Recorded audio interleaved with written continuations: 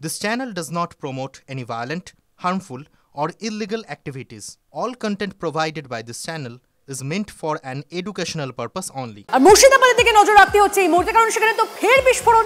ডোমকলের পর রেজিনগর বোমা বাঁধার সময় বিস্ফোরণের অভিযোগ সামনে আসছে। ঘটনাস্থল থেকে নিখোঁজ ওসমান বিশ্বাস। কথা বলবো আমাদের প্রতিনিধি কৌশিকের সঙ্গে। কৌশিক, রেজিনগরের ঠিক কোন জায়গায় ঘটনা ঘটেছে এবং তার পাশাপাশি এই ওসমান বিশ্বাসকে সেই ঘটনাস্থল থেকে নিখোঁজ কেন হলো, কি জানা যাচ্ছে এখন অবধি?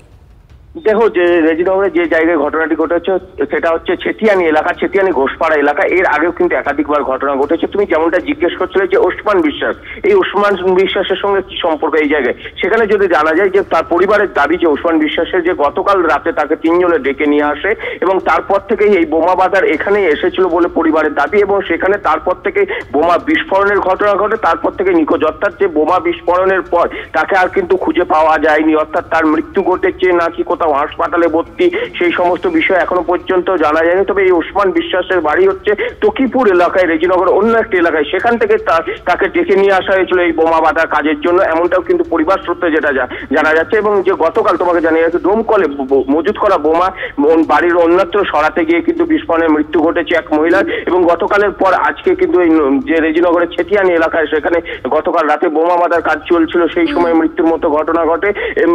যে পরিবারের যেটা দাবি করা হচ্ছে যে মৃত্যু হতে পারে, কারণ তাকে এখনো পাওয়া যায়নি। এবং অন্যদিকে কৌশিক নজর রাখো, অর্থাৎ ঘটনা এমন এসে দাঁড়িয়েছে যে মুর্শিদাবাদে ভোটের আগে থেকে সেই বোমা বাঁধার যে ট্রেন্ড সেটা দেখতে পাওয়া যাচ্ছে। গতকালের একটা ঘটনা, দুটো ছবি আরো একবার দেখাতে বলবো। গতকাল একটা ঘটনা ঘটে, গতকাল বোমা বাঁধার সময় বিস্ফোরণ হয়ে মৃত্যু হয় এক প্রৌঢ়ার, যে খবর পাওয়া যাচ্ছে। এবং আজও যে ঘটনা ঘটেছে, ওসমান বিশ্বাস বলে এক ব্যক্তি নিখোঁজ এবং তার পরিবারের দাবি তাকে সেই বোমা বাঁধার পর তার মৃত্যু হয়েছে। বোমা বাঁধার যে বিস্ফোরণ হয় তারপর তার মৃত্যু হয়েছে বলে এখন অবধি দাবি করা হয়েছে পরিবারের তরফ থেকে। মুর্শিদাবাদেই বিস্ফোরণ হয়েছে ডোমকলের পর, অর্থাৎ গতকালের যে ঘটনা ডোমকল, সেখানে এক প্রৌঢ়ার মৃত্যু হয় বোমা বাঁধতে গিয়ে। তারপর রেজিনগর, অর্থাৎ মুর্শিদাবাদ আছে, মুর্শিদাবাদেই ভোটের ঠিক আগে আগে সেই বোমা বাঁধার ট্রেন্ড বারবার করে সামনে আসছে। আমি এসেছি, আমি হঠাৎ ফোনে শুনলাম আমার ভাইকে কালকে তিনজনে দেখেছে।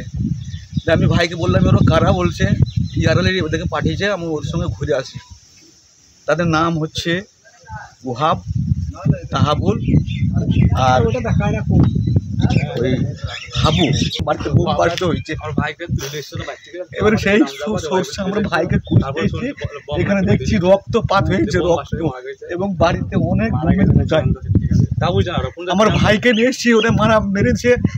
আমার ভাইকে চাই, আপনাদের কাছে অনুরোধ করছি। ভাই বললো আমি ঘুরে আসি, আজ আমার ভাইয়ের লাশ কোথায় গেছে আমরা পাচ্ছি না।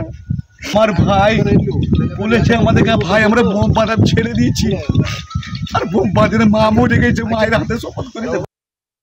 ঘটনার রাজনৈতিক চাপানোতর শুরু হয়েছে, কে কি বলছেন শোনাবো।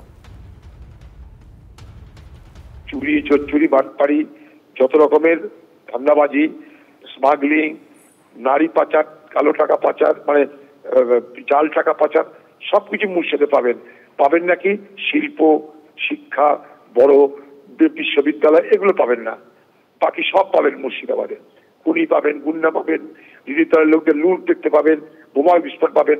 কিন্তু মুর্শিদাবাদ জেলার মানুষের দাবি অনুযায়ী বিশ্ববিদ্যালয় হবে না, সেখানটাই কোনো শিল্প হবে না, কোনো রুটি হবে না, সেখানকার মানুষের ভবিতব্য পরিযায়ী শ্রমিক।